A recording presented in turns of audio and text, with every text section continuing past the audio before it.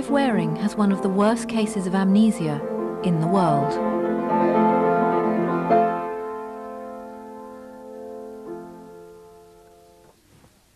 I know what it's like to be dead now. Day and night the same, blank. No difference between dreams and anything like that, no senses at all. The brain has been totally inactive. No dreams and no thoughts of any kind whatever. Clive was a renowned conductor living in London when he was struck down by a virus in 1985. Parts of his brain were completely destroyed, including his memory. However, his ability to play music is unaffected. Do you feel different when you play music? I've never heard a note since I've been ill. I don't know what it's like to play music. You played us some music. To me.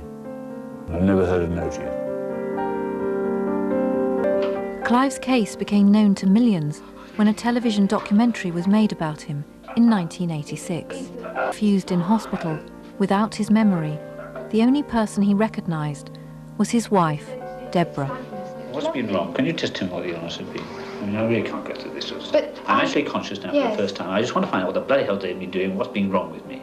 Because I haven't a fucking clue. Well, I've never seen anyone at all.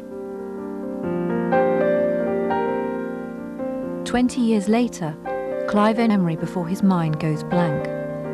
What has life been like for Clive?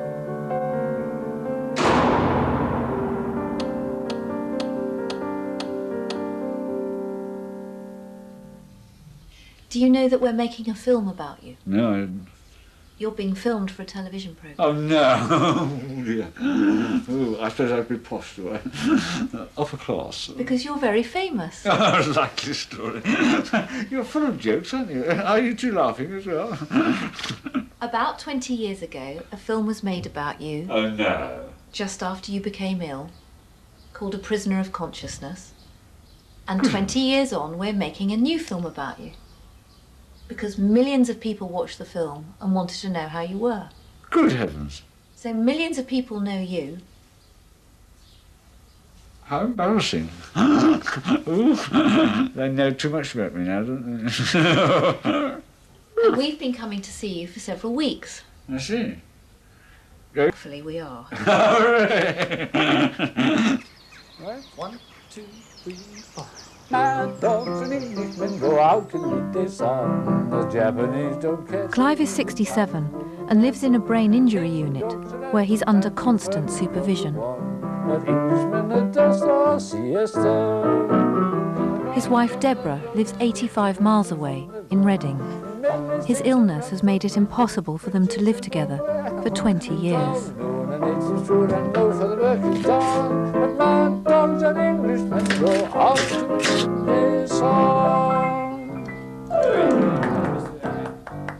If Clive went out of the front door, unsupervised, unaccompanied, it would be like being separated from a spaceship. It would be like if you were spacewalking and the rope broke, he would have no ever. So does Clive know his name? Yes. Does he know how old he is? No. Does he know where you live? No. No idea. Does he know your job? No. No idea. Does he know the day of the week? No. Does he know the date? No. Can he read a book? No, because he can't remember the sentence before last. Can he watch a film? No. He'll watch the rugby or he'll watch the cricket. He won't know who's playing or what the score is, but each stroke, each try, is satisfying for him to watch. Coming.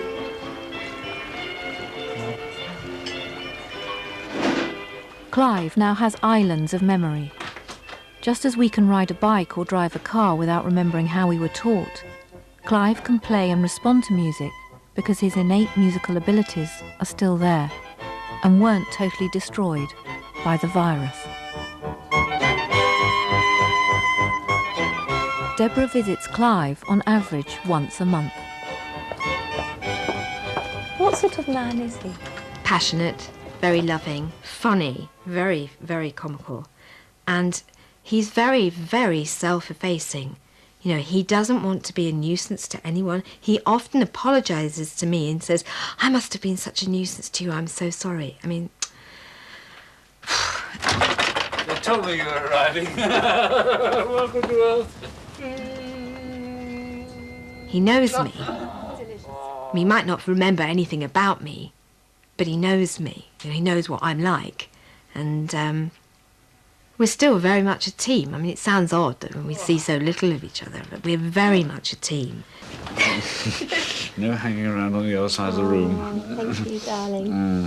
What does it mean to you when Deborah comes to visit? Heaven on earth arrives.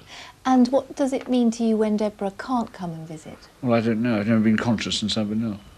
I don't know what I've been thinking when she's not here. But I'd never seen her before, either.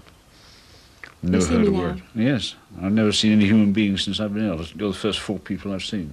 In, what, 30 years? And if you're unconscious, you don't like it much, do you? What does being unconscious mean? Same as death. No difference between day and night. No thoughts at all. Day and night the same. And what does love mean, Mr. Waring? 0 in tennis and everything in life. Good answer. Good answer. That's all it's about, love, isn't it? Everything. Clive became ill before he and Deborah could start a family. But Clive has 3 children from his first marriage. I thought of my father as a wonderful person, mostly absent, because my parents split up when I was very young. But when I did see him, he was always very jolly, very giving, always laughing, and we all missed him. I've never dared to ask him what my name is.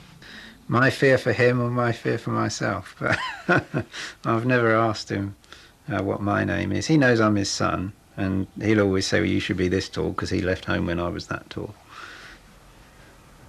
I can hear music in the distance. What music can you hear?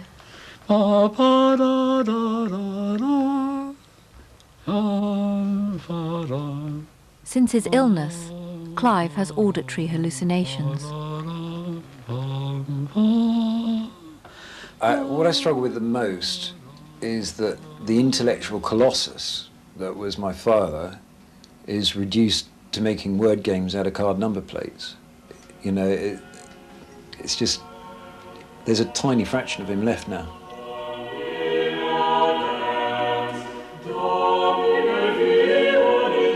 "20 years ago, Clive was a well-known musician, conductor, and early music producer for Radio 3.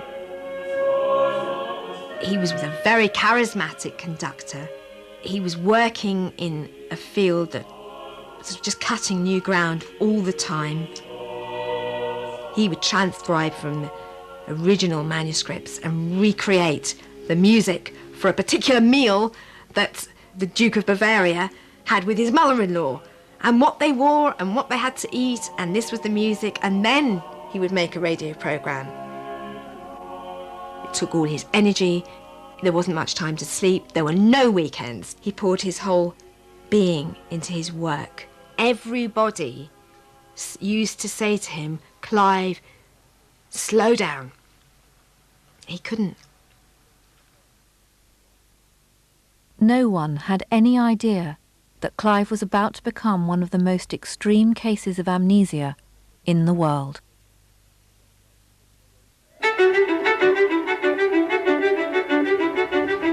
Clive's descent into brain damage came frighteningly quickly 1 week in March 1985, when he came home from work looking flushed and feverish. On Saturday, his headache started. By Tuesday, he was no better, and he hadn't slept. His temperature was 102. By Wednesday, he was very confused and couldn't remember Deborah's name. His temperature was 104. Doctors came and went, and Deborah left him sleeping. But when she came home, Clive had disappeared from their flat. I called his name. There was no reply. I went into the bedroom. The bed was empty, and I knew something terrible had happened. Over the next few hours, Deborah rang hospitals and police stations across London. No one had seen Clive.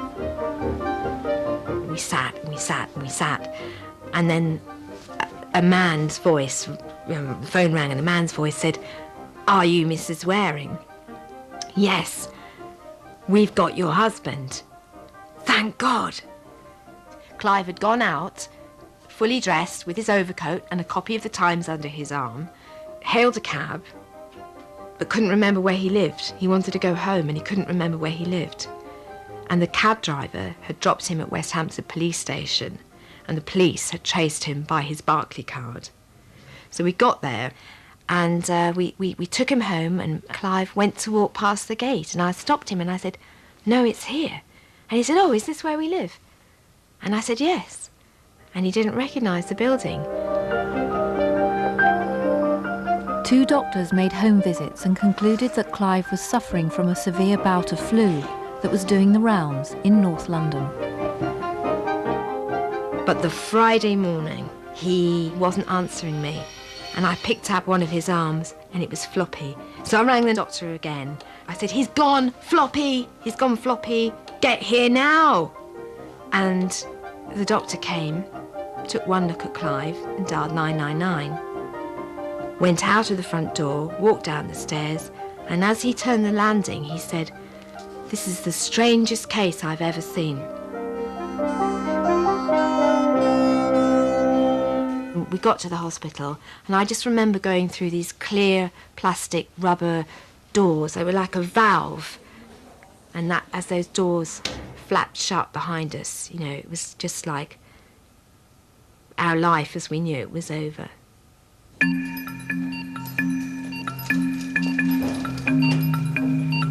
Once Clive was inside St Mary's Hospital, the doctors fought to halt his fever and desperately conducted tests. They realised that Clive's brain was being attacked by the herpes simplex, or cold sore virus. Occasionally, this virus crosses the blood-brain barrier and gets into the brain. Nobody knows why or how, incredibly rare. It happens it's a 1 in a million chance that it's going to happen.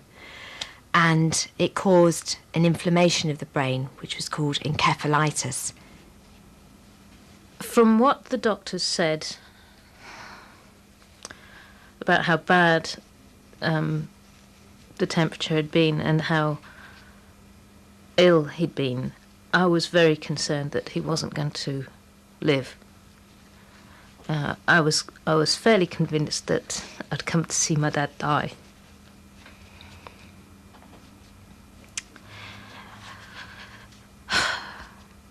And then he didn't. Clive was given a new drug called acyclovir. It saved his life, but came too late to prevent brain damage. The virus had destroyed Clive's hippocampus, an area of the brain crucial for memory and learning, leaving him with dense amnesia.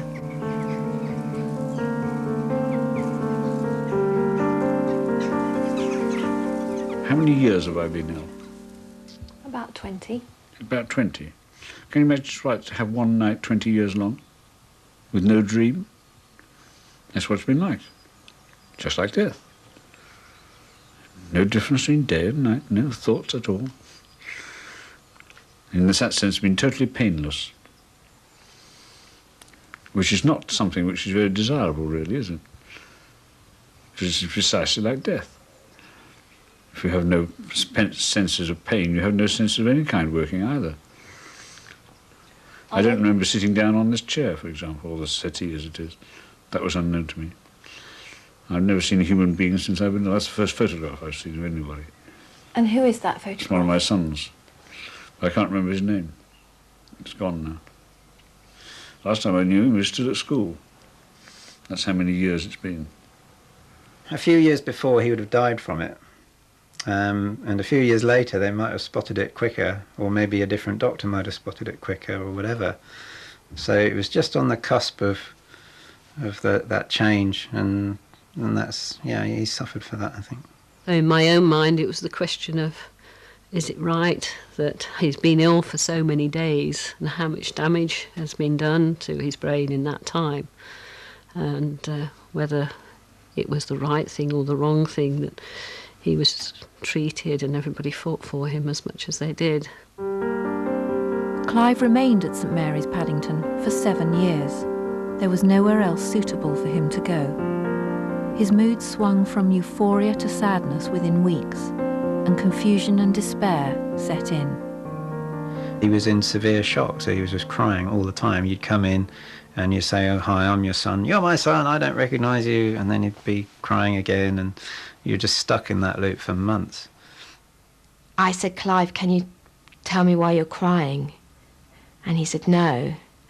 And I handed him a little notepad and a pen, and I said, "Can you write it?" I said, "Just write quickly, why are you crying?" And he wrote, "I am completely incapable of thinking."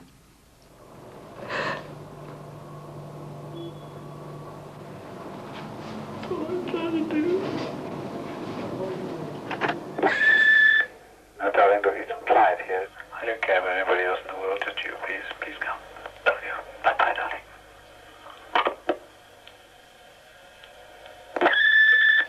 These messages were recorded on Deborah's answer phone minutes after she'd left him. Anyone else? Anyone say to you, darling? Can you come and see me, please?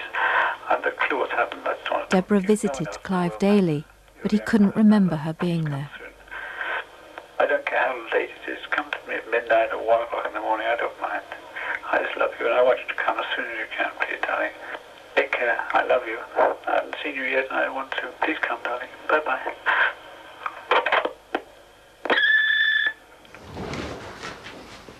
I've let myself in.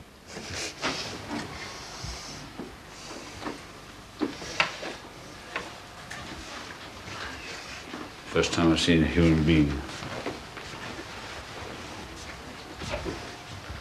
Every moment for Clive is the first moment, because the amnesia is rubbing everything out immediately after it happens. Not only does he not remember anything that's happened to him since he was ill, he doesn't remember anything that's ever happened to him in the whole of his life.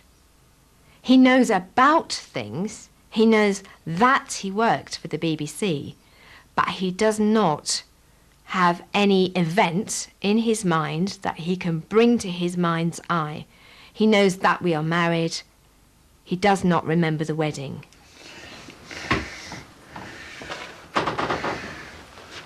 Where's your diary, Mr. Waring? No idea. Never seen it. It says 7:16 a.m. first act. Well, I don't remember that at all. What was on there today?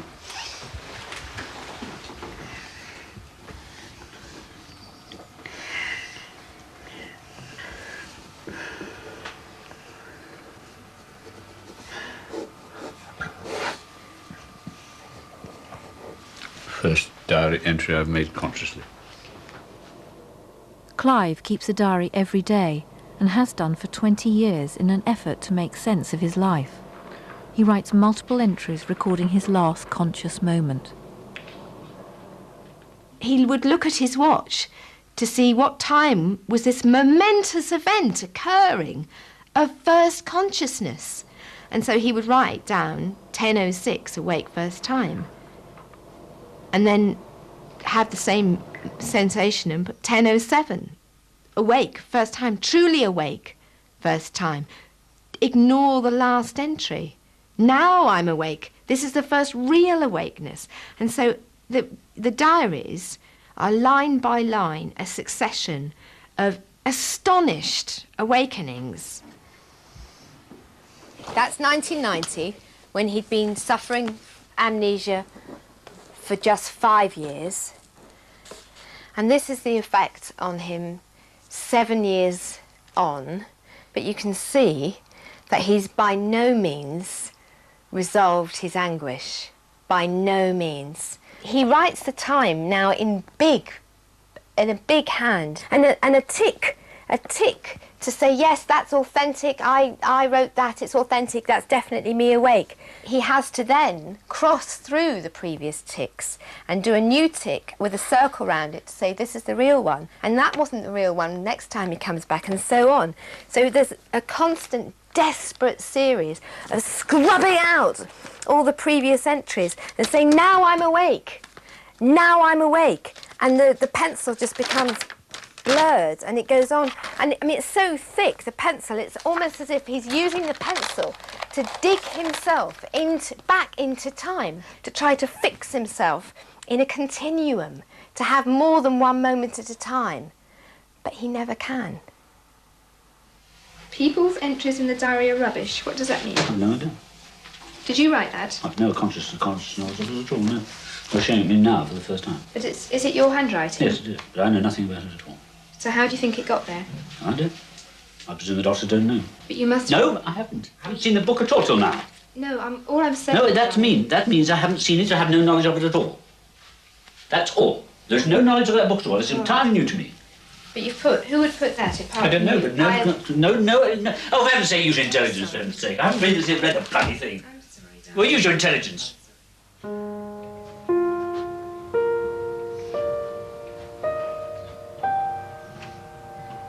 The doctors don't know why Clive's aggressive outbursts have gradually stopped.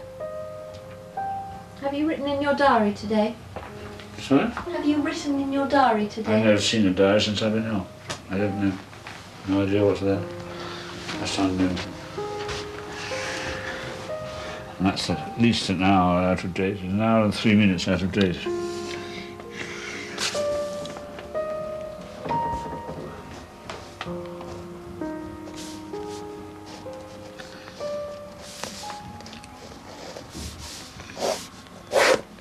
Yeah. First time I've seen my room, first time I've seen human beings. I've never had a dream or a thought, day and night the same. No thoughts of any kind.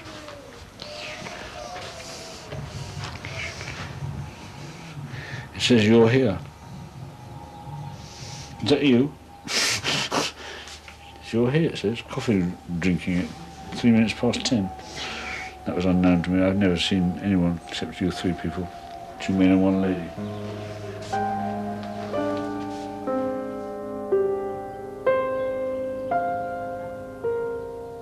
Clive's condition was hard for Deborah to bear. You asked me when did I decide to divorce him and when did I decide to leave. It wasn't really a decision, it was an imperative. There was no way any human being could continue in that way.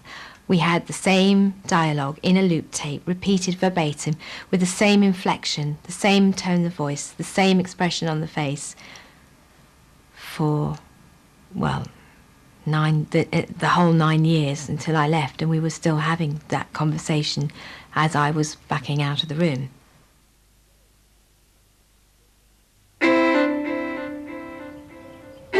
Clive became ill and hospitalised only 18 months after marrying Deborah.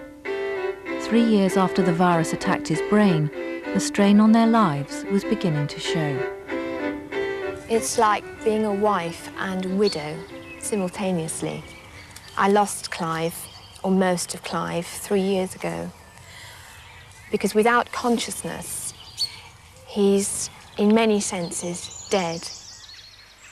To ease her pain, Deborah campaigned for 7 years to find Clive a secure and permanent home with the round-the-clock care that he needed. In 1992, he was finally moved to a new specialist brain unit outside London. Deborah's mission was accomplished, but she had exhausted herself, and Clive was increasingly having fits in her presence. With no hope of living together again, Deborah divorced Clive and flew to America. I was in my mid-30s. I wanted kids. I didn't want to be on my own all the time. It was very lonely, and I thought maybe having a relationship with somebody else and having kids would help to heal the pain. I rang him up to say, "Hello, darling, I've arrived." Although, of course, he didn't know I'd left because he didn't know I'd ever been there. And it didn't really make any difference where I was. It didn't matter whether I was in London or New York or Timbuktu. I tended to fall for just completely impossible people who are all artists of some kind. And as soon as I became close to anybody and had conversations with them, you know, the relationship just dissolved because they weren't Clive, basically. I was looking for Clive, I guess. Did he ever ask you when you were coming home? No. Did he ever ask you what you were doing? No. He showed no curiosity.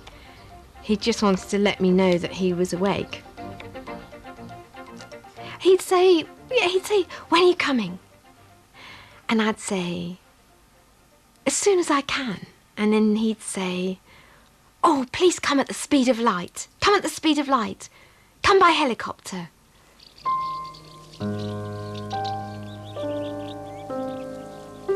In 1996, Deborah had to make a choice, whether to remain in America and apply for permanent residency and a green card.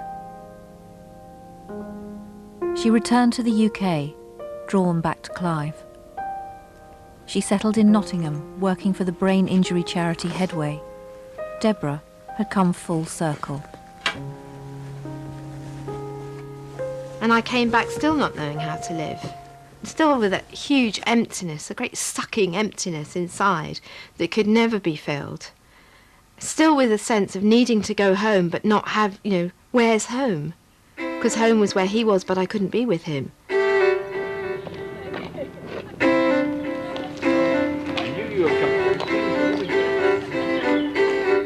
I was just going around in ever-decreasing circles. But it was the same, it was just more of the same. I'd reached really the end of my tether, and I rang a friend and I asked her to pray for me. She was the only Christian I knew, and as she was whispering away to God, I just felt this extraordinary power coming into me, and I knew that God was in my room. I just had this incredible sense that I was really, really loved.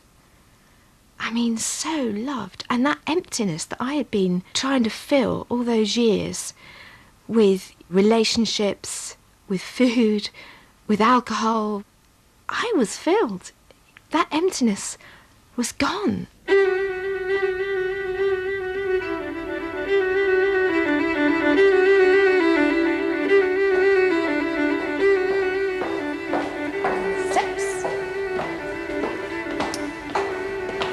This is St Etheldreda's. St Etheldreda's Ely Place. Clive is visiting St Etheldreda's Church in London for the first time since he recorded a concert there in 1982. To me, to have the acoustic of the churches is quite unlike that of a concert hall. Yeah, yeah. There's lots of echoes and long reverberation. It's very special in that way. Listen, see how quiet it is. I can hear some music in the distance.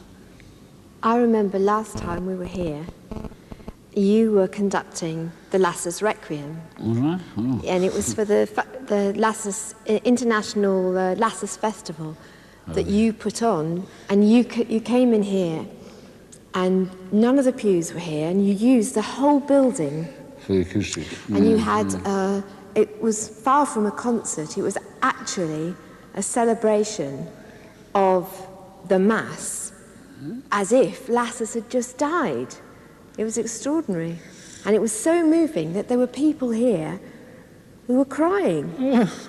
And it was broadcast live to 5 countries. And you were directing it. And it was so moving that everyone was in tears. That's how good a director, a musical director you were. It was just live.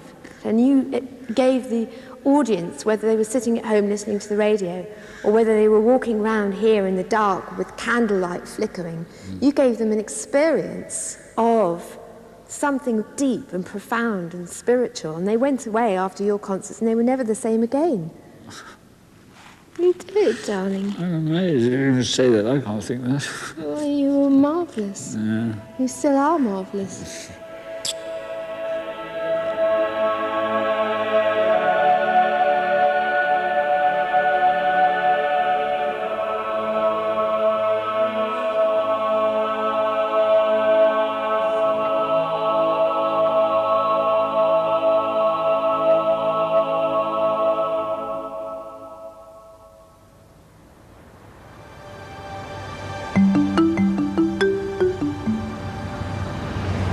Clever car driver, double CD, fine wearing keep, extremely pleasant garage that came from. Clive makes phrases out of the letters on car number plates. as they flash past. The great king of Kenya. 2 double Ks, it's a rare sight. Thank you, my love. Ladies first, forever.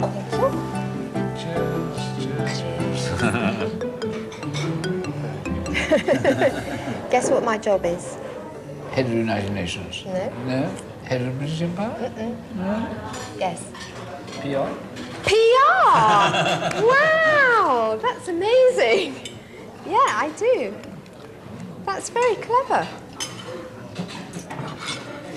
Well done, darling. I'll give you a kiss.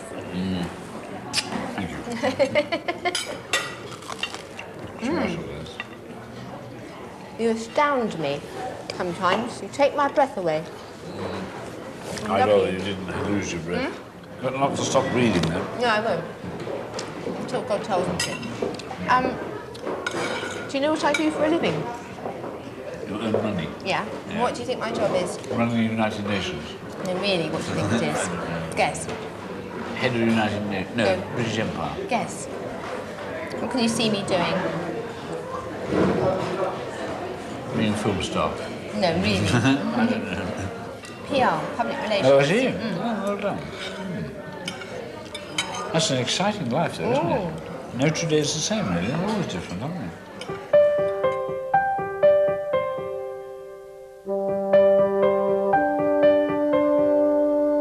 Deborah renewed her marriage vows with Clive 3 years ago, although they'll always have to live apart. What does this house mean to you? The opposite of walking in the open air. The necessity for life. House. This house. What is Never this seen house? it before.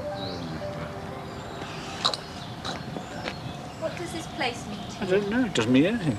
I've never seen it before. Hello? Hello is heaven, though. If hello is very hello. It's not familiar, then, I've the never house. seen it before. No. I've never seen a human being since I've been ill. Where do you think it is? No idea. Guess. And what year is it? Guess where it No might idea. be. It could be anywhere from Scotland to Cornwall. Do you think there's anyone that... Do you think you've ever been here before? No. There's my initials backwards, WDC. Should we go in? Yes, please. What do you think we'll find when we get in? Alcohol. Let's hope, eh? Champagne, I want, really. What do you think life's been like for your father? Hell. I can't imagine anything worse. Must be really frightening. To be constantly waking up to something that you don't recognise. You know, every 7 seconds or however long that he can remember anything for, to sort of turn around and, where am I? And you do it again and you don't know where you are. I can't imagine anything more frightening. Must be like a nightmare. It really must.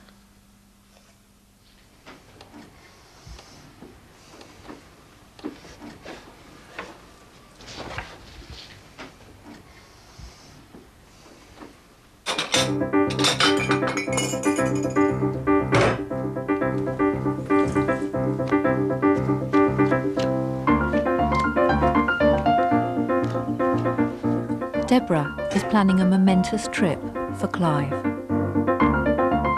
Where would you like to go? Best pub in the country. If you could go anywhere, where would you like to go? No idea. No idea. Well, I'm going to take you home. Oh, I see. Oh, that's marvellous, yes. Do you know where home is? No. Guess. Yesterday. Home is yesterday. Yes, what's the note today? That's not a bad answer, actually. Home is yesterday. That's true. Yesterday never And stops. home is also next Tuesday. Oh, I see. And we're going... I live in Reading. Oh, I see. You ever... It looks like Been to reading the Reading? way it spells, doesn't it? Do you think you've ever been to Reading? Yes, I have been. Have you? Yes. I've been to almost every city there is never I suppose you could have gone when Howard was studying there. Yeah. Yeah, I didn't know you'd ever been there. Yes, it's You very never familiar. mentioned Reading. No, it's not a very interesting place, but I have a memory of going there. Yeah, not a very interesting place. No. No.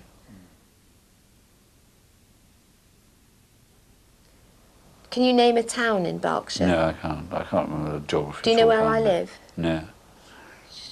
Guess. I have no idea. Begins with R. No idea. Reading. Oh, really? Yeah. Spelt wrong, that should be reading. What's that one? The King of Night. Clive is going home for the first time in 13 years. Do you remember the car your parents drove, your father drove? No, I can't remember. It's all gone. You remember the number plate? EON 941. EON 941? Yeah. You do? But I can't remember the car. Do you remember the phone number when you were a little boy? 3164. Yeah.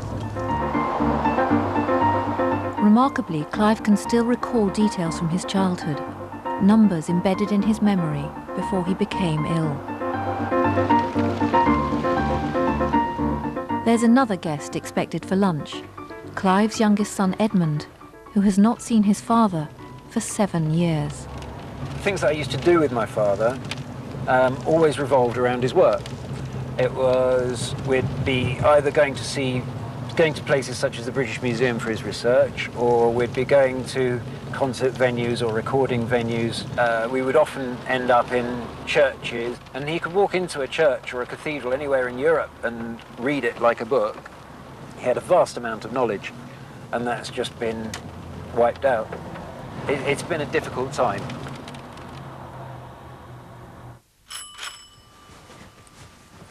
Seconds before Edmund's arrival, Deborah has primed Clive to expect him. Ah, look who it is, darling. Hello. Oh, well done. Hi, Dad. How are you? Home. Yeah, very pleased to see a human being for the first time. Ah. I've never seen anyone since I've been ill. I brought some flowers for that lovely wife of yours. She's gorgeous. Oh. There you are. I thought you like that. Thank you. It's not quite red, white and blue, though, the colour, isn't it? They love me. A bit more pinky. Most countries don't have colours. It's a strange institution. What does normality feel like to you now? Certainly, at the end of a day... Great luxury, and something that, you know, to be really valued and appreciated. It's very precious. We haven't had a family meal for 20 years.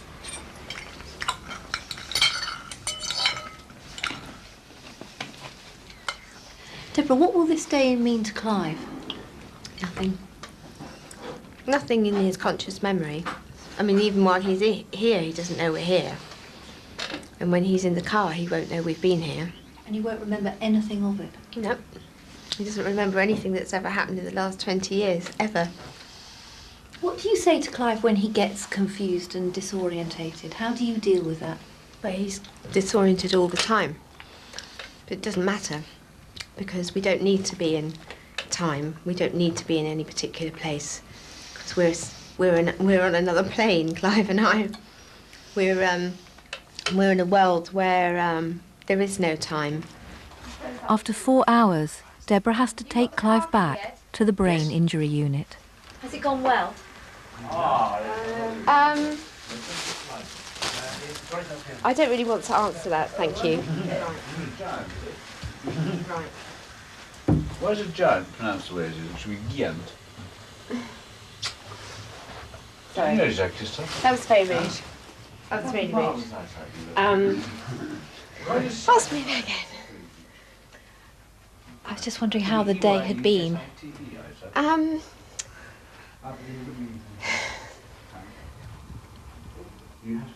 Well, it's just so sad that it's not, you know, that's not our reality, and it's just so sad. Okay. Want the door shut? Yes, please. Right.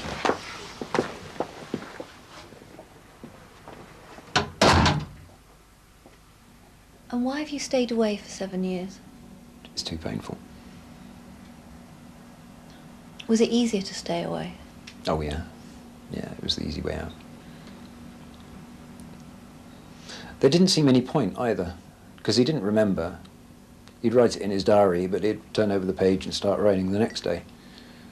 Did he know who you were? More or less. Sometimes he'd need a bit of prompting. He's got a quick mind. If friends came up that he didn't recognise, and he understood that he was supposed to recognise these people, then he would greet them like long-lost friends, and he'd work on that until somebody told him what he needed to know. So he was always a difficult man to fool, you know. And those were the things, you know, that I was always pleased to see, because I knew that his mind was working overtime, and I knew that that was him. Other than that, it's just a shadow.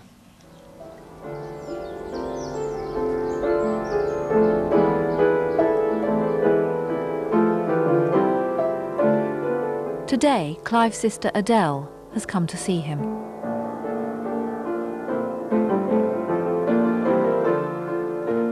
And I used to take the children to see him, but he used to get very aggressive. He was very angry. You know, there was one occasion when I went to see him on my own, and he just, when I said who I was, he attacked me, almost, grabbed hold of me very aggressively. And the staff came in and sort of calmed it down. But he'd remembered me when I was younger. He just said, no, you're too old. Well, that's all four of us. That's what Adele looked like. And how old do you think you all were then? 10 or 11. I think I'm about 4 there, actually. About 4. Yeah, so you're about 9 or 10 then. Yeah. And Doesn't Jeff look enormous compared with us? And he went off to sea when he was 15, didn't he? Yes, he went to the Merchant Navy. Yeah, but the ships travel really quite slowly compared with the aircraft, don't they? Oh, very slowly, Yeah, yes. Yeah. I used to go and visit him. I found it just so difficult. And not easy to talk to him at all. My husband, who'd got no connection with him, found it much easier. He could talk about things that were totally irrelevant and quite happily carry on a conversation with him, but I have always found that extremely difficult thing to do. Oh, shame. It's been lovely to see you. I must prefer seeing you than see me. Yeah, see you. All right. Oh, wonderful. Bye-bye for now. Okay. You stay there and I'll... You open the door. I will. Are you going? I'm going. Oh, shame. Bye-bye. Back at the speed of light, please. I'll do my best. Bye. Isn't she wonderful?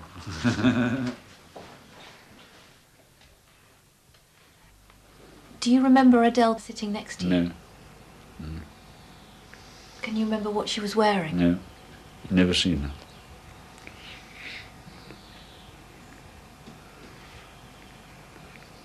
You're the first human beings I've seen, 3 of you. 2 men and 1 lady, the first piece of people I've seen since I've been ill. No difference in day and night, no thoughts at all, no dreams. Day and night, the same blank. Precisely like death. Is it very hard? No. It's exactly the same as being dead, which is not difficult, is it? To be dead is easy. You don't do anything at all. You can't do anything when you're dead. It's been the same. Exactly. Do you miss your old life? Yes. But I've never been conscious to think that. So I've never been bored or upset. Never been anything at all, exactly the same as death. No dreams even. Day and night the same. When you miss your old life, you say, yes, I miss my old life. What do you miss? The fact that I was a musician. And in love. He'll say things like, do you know what it's like? And that's really dangerous, because I actually did. I said yes once, because I was just saying yes, no, yeah. That was disastrous. I've never said that again since. Why? Because he says, you don't know what it's like. How do you know? And of course he's right, isn't he? So there's no way you're going to know what it's like. So he's still got some fight in him. Oh, yeah. But that's the thing, is probably 3/4 of his personality is still there functioning normally. He will analyse what's happened. He said, well, the doctors must be very interested in this. It's a very unusual case. He worked it all out over and over again, because he doesn't really remember that he worked it out an hour ago.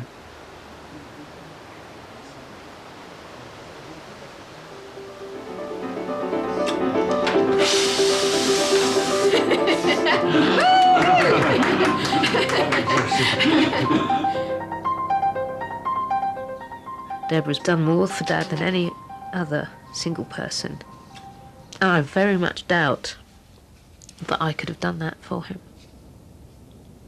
And that's hard. That's very hard. I think I'd have given up. When did you last see your father? I wouldn't like to say when it was, because I really can't remember. It's too hard. I wanted him to walk me down the aisle when I got married, and he couldn't. I wanted him to know that I'd had his grandchildren, and he couldn't. So he's a lovely person. He's Clive now. Dad's gone.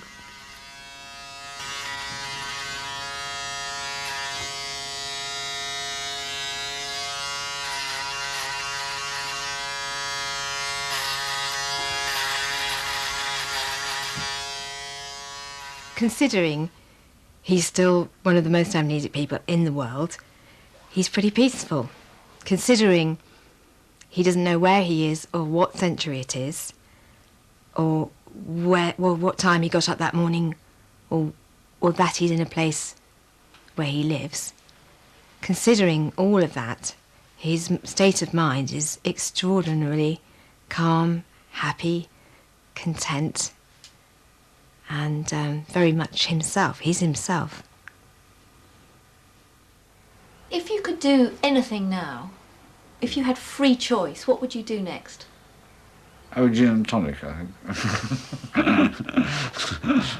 With a cigarette. And then, of course, waiting for time to elude and disappear, and her arrival.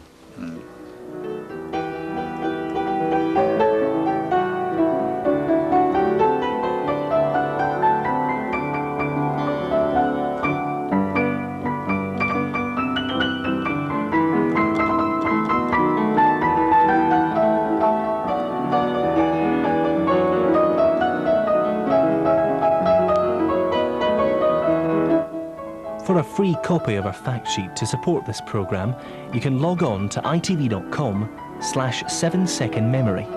That's itv.com/7secondmemory.